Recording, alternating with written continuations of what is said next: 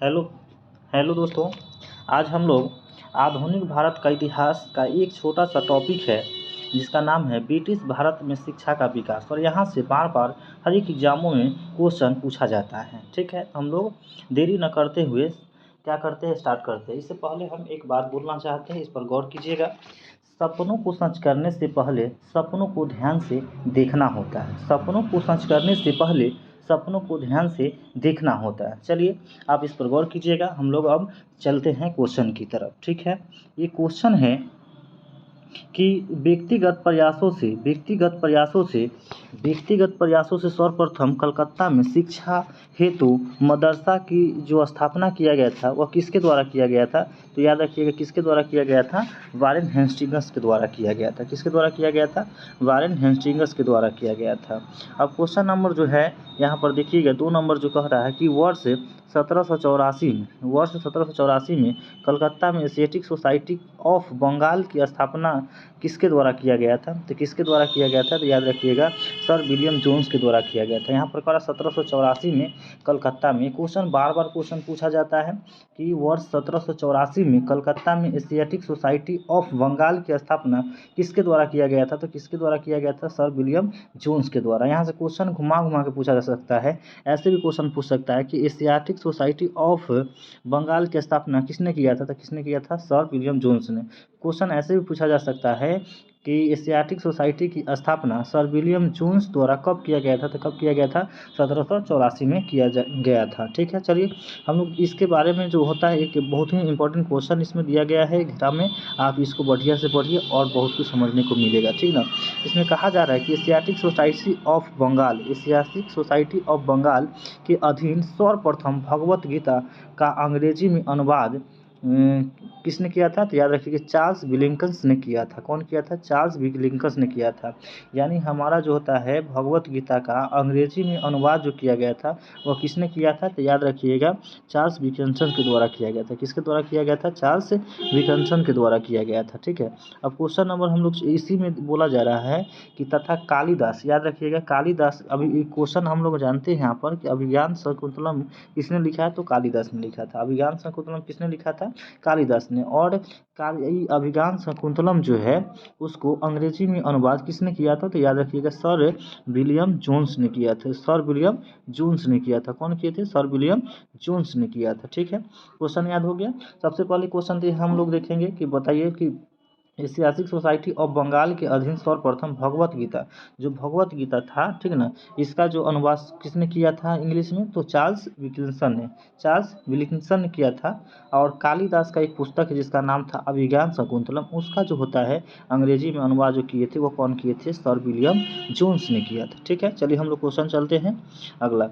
देखिए यहाँ पर क्वेश्चन है कि वाराणसी, क्या बोला जा रहा है कि वाराणसी, यहाँ पर गौर से देखिएगा कि वाराणसी में प्रथम संस्कृत महाविद्यालय की स्थापना किसने किया था? जो अभी याद रखिएगा कि वाराणसी में प्रथम संस्कृत महाविद्यालय की स्थापना किसने की थी? तो याद रखिए किसने किया था? तो याद रखिएगा यहाँ पर जोनाथन डंकन ने किया था। कौन किया था? जोनाथन डंकन ने किया था। जोनाथन डंकन ने किया था। ठीक है, चलिए हम लोग क्वेश्चन नंबर चलते हैं आगे कि वर्ष 1880 में कलकत्ता में असैन्य अधिकारियों के प्रशिक्षण हेतु फोर्ट विलियम कॉलेज की स्थापना किसके द्वारा किया गया था? ठीक ना, जो हम लोग याद रखिएगा ये क्वेश्चन जो है, ये फोर्ट विलियम कॉलेज जो है ये कहाँ पर है? तो याद रखिएगा कलकत्ता में।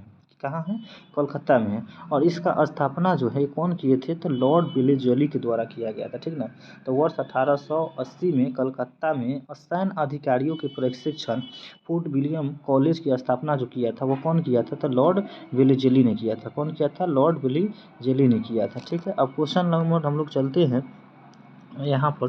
देखते रहिएगा ध्यान से कि हम लोग देख चुके हैं वर्ष 1800 में कलकत्ता में असैन्य अधिकारियों के प्रशिक्षण हेतु फोर्ट विलियम कॉलेज की स्थापना किसके द्वारा किया गया था? तो लॉर्ड वेलेज़ली के द्वारा किया गया था। अब चलते हैं हम लोग यहाँ पर। क्वेश्चन देखिएगा कि किस अधिनियम के द्वारा भारत में शिक्षा के प्रसार हेतु 1,00,000 रुपये खर्च करने का अधिकार गवर्नर जनरल को दिया गया था? ठीक ना, तो याद रखिए यह जो क्वेश्चन है बहुत ही इंपॉर्टेंट क्वेश्चन है कि किस अधिनियम के द्वारा भारत में शिक्षा के प्रसार हेतु, मतलब शिक्षा के प्रसार हेतु 1 लाख रुपये खर्च करने का अधिकार जो होता है गवर्नर जनरल को दिया गया था।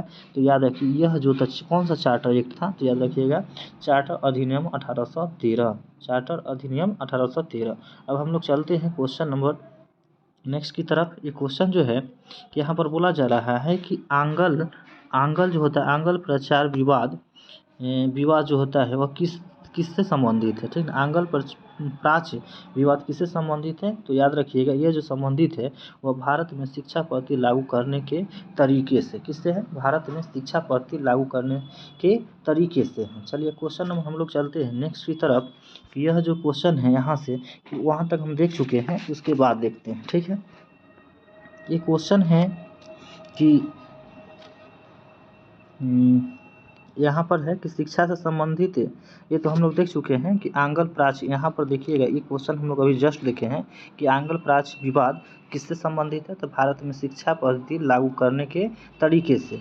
अब क्वेश्चन हम इसी में जो दिया गया है इंपॉर्टेंट बात है, इसको पढ़ लेना है क्योंकि ये सभी जो है एनसीईआरटी के बहुत ही इंपॉर्टेंट क्वेश्चन है। तो भारत में शिक्षा प्रसार हेतु आंगलवादी यूरोपीय ज्ञान एवं अंग्रेजी भाषा के समर्थन थे, जबकि प्राच्यवादी भारतीय पारंपरिक ज्ञान एवं भारतीय भाषाओं के समर्थक थे। मतलब यहाँ समझिए ध्यान से कि भारत में जो शिक्षा प्रसार हेतु आंगलवादी यूरोपीय ज्ञान एवं अंग्रेजी भाषा के समर्थक थे, ठीक ना। जो थे आंगलवादी यूरोपीय से थे वह अंग्रेजी भाषा के समर्थक थे। यहाँ बोला जा रहा है कि प्राच्यवादी भारतीय पारंपरिक ज्ञान एवं भारतीय, मतलब कि प्राच्यवादी भारतीय पारंपरिक जो ज्ञान है वह भारतीय भाषाओं के समर्थक थे, ठीक है।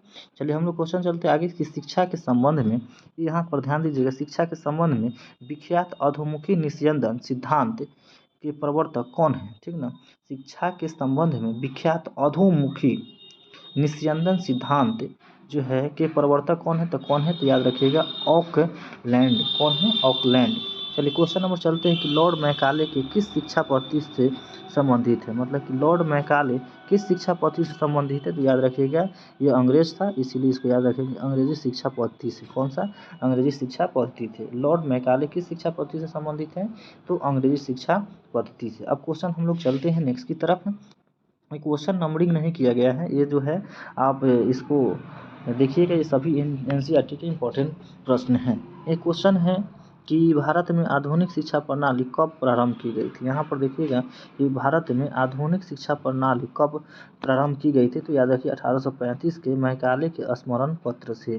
कब, तो 1835 के मैकाले के स्मरण पत्र से। अब क्वेश्चन देखिएगा कि भारत में अंग्रेजी शिक्षा किस वायसराय के शासनकाल में आरंभ की गई थी, तो किसके, तो उस समय याद रखिएगा जब अंग्रेजी शिक्षा जो है जब लागू किया जा रहा था, तो उस समय हमारे भारत का जो वायसराय थे वो लॉर्ड विलियम बेंटिंक थे। कौन थे, लॉर्ड विलियम बेंटिंक थे, ठीक ना। ये लॉर्ड विलियम बेंटिंक थे। देख लीजिएगा जब हमारे भारत में शिक्षा का जब प्रसार किया जा रहा था, तो उस समय जो थे भारत का जो वायसराय थे वह कौन थे, तो याद रखिएगा लॉर्ड विलियम बेंटिंक थे। कौन थे, लॉर्ड विलियम बेंटिंक थे। चलिए क्वेश्चन नंबर हम लोग चलते हैं नेक्स्ट की तरफ। किस घोषणा पत्र को भारतीय शिक्षा का मैग्ना कार्टा कहा जाता है। यहाँ पर क्वेश्चन के लास्ट में है कि किस घोषणा पत्र को भारतीय शिक्षा का मैग्ना कार्टा कहा जाता है, तो याद रखिएगा वुड घोषणा पत्र को, ठीक ना। किसको, वुड घोषणा पत्र 1854 को मैग्ना कार्टा कहा जाता है, ठीक ना। और हमारे जो आर्टिकल जो है 32 उसको भी मैग्ना कार्टा कहा जाता है, ठीक ना, जो भीमराव अम्बेडकर के द्वारा बताया गया था। चलिए क्वेश्चन हम ये समझ में आ गया। अब क्वेश्चन हम लोग चलते हैं नेक्स्ट की तरफ। इसमें जो कहा जा रहा है कि वुड घोषणा पत्र का सुझाव पर कलकत्ता, बम्बई तथा मद्रास, यहाँ पर देखिएगा वुड घोषणा पत्र के सुझाव पर कलकत्ता, बम्बई तथा मद्रास में किस वर्ष विश्वविद्यालय की स्थापना की गई थी, तो किस वर्ष किया गया था, तो वर्ष 1857 में किया गया था, वर्ष 1857 में। अब हम लोग चलते हैं, इसमें देखिएगा इस लाइन में जो इम्पोर्टेंट बातें को लिखा गया है इसको पढ़ लेना जरूरी है कि मनुस्मृति वह प्रथम, यहाँ पर देखिएगा मनुस्मृति वह प्रथम ग्रंथ है जिसका अनुवाद सबसे पहले संस्कृत से अंग्रेजी भाषा में ए कोड ऑफ जेंटू लॉज के नाम से प्रकाशित हुआ। याद रखिए ये क्वेश्चन और है कि मनुस्मृति में कितने प्रकार के विवाहों का उल्लेख किया गया है। तो कितने प्रकार के विवाह, 8 प्रकार के विवाहों का उल्लेख किया गया है। किसमें, तो मनुस्मृति में।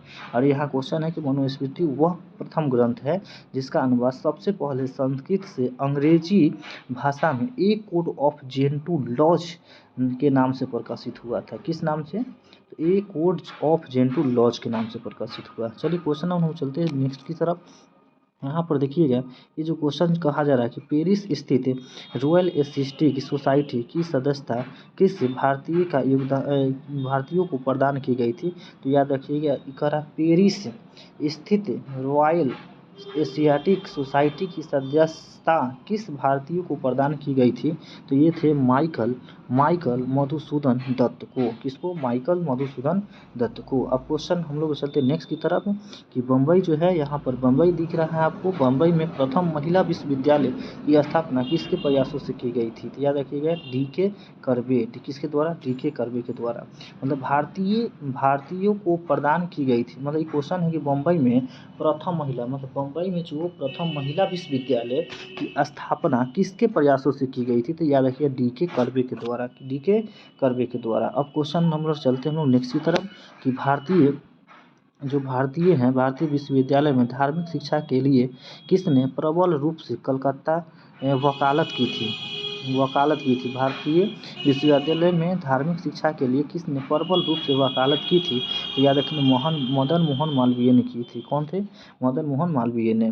ठीक है, धार्मिक शिक्षा के लिए किसने प्रबल रूप से वकालत की थी। तो मदन मोहन मालवीय ने किया था। ठीक है, अब हम लोग चलते हैं क्वेश्चन नंबर नेक्स्ट की तरफ कि बनारस हिंदू विश्वविद्यालय के शिलान्यास किसके द्वारा किया गया था। यहाँ पर क्वेश्चन है कि बनारस हिंदू, ये जो देख रहे हैं कि बनारस हिंदू विश्वविद्यालय के शिलान्यास किसके द्वारा किया गया था। शिलान्यास किसके द्वारा किया गया था बनारस हिंदू विश्वविद्यालय के। तो याद रखें लॉर्ड हार्डिंग के द्वारा। किसके द्वारा, लॉर्ड हार्डिंग के द्वारा किया गया था, लॉर्ड हार्डिंग के द्वारा।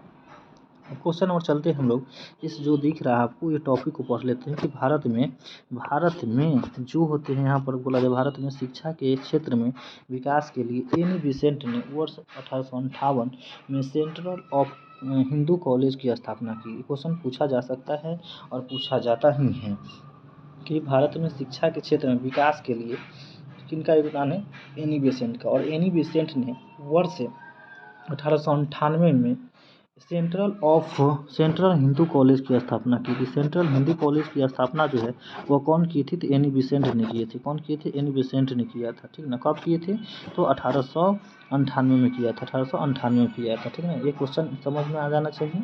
और ये बहुत ही इंपॉर्टेंट क्वेश्चन है कि भारत में शिक्षा के क्षेत्र में विकास के लिए एनी बेसेंट ने वर्ष 1858 में सेंट्रल ऑफ हिंदू कॉलेज की स्थापना की थी। तो सेंट्रल ऑफ हिंदू कॉलेज की स्थापना एनी बेसेंट ने किया था। कब किया था, 1898 में किया था। अब इसी में देखते हैं कि जो वर्ष 1916 में मदन मोहन मालवीय जी के प्रयासों से बनारस हिंदू विश्वविद्यालय बना। और यही जो सेंट्रल हिंदू कॉलेज है ये मदन मोहन मालवीय जी के प्रयासों से यह बनारस हिंदू विश्वविद्यालय के नाम से जाने लगा। ठीक है, अब चलते हैं आगे।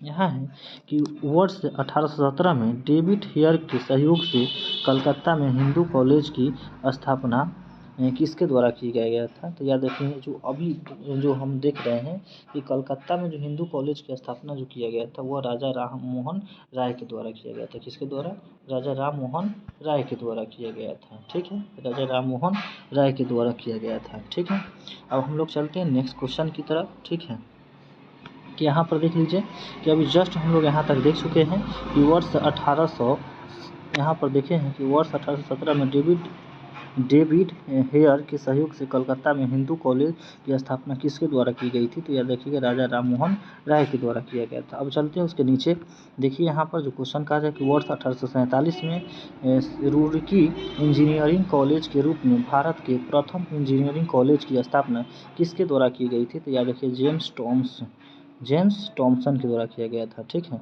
अब कुछ जो क्वेश्चन हैं उसको देख लेना अनिवार्य है। ये क्वेश्चन बार क्वेश्चन पूछा जाता है कि अभी हम तुरंत जस्ट देखे हैं कि चार्ल्स वुड डिस्पैच कब आया था।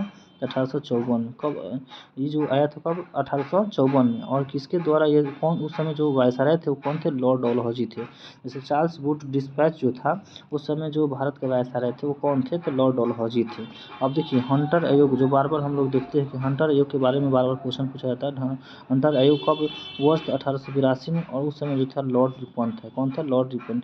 रेल आयोग जो थे, रेल आयोग वो कब कब स्थापित किया गया था, 1902 में। उस समय कौन था, तो लॉर्ड कर्जन था। अब देखिएगा ये जो है एक क्वेश्चन यहाँ पर देखिएगा कि ये बोला जा रहा है कि सैडलर आयोग जो है 1917 में किसके द्वारा लागू किया गया था, तो याद रखिएगा लॉर्ड चेम्सफोर्ड के द्वारा किया गया था, ठीक ना, लॉर्ड चेम्सफोर्ड के द्वारा। इसके बाद देखिए नीचे कि इंच कैप आयोग 1923 में लॉर्ड रीडिंग के द्वारा किया गया था। हॉर्टेक समिति जो प्राथमिक शिक्षा समिति था वो 1929 में किसके द्वारा, वो उस समय कौन था वायसराय, तो लॉर्ड इरविन था। और लिंडेस आयोग प्रौढ़ शिक्षा 1929 में, उस समय लॉर्ड इरविन वायसराय था।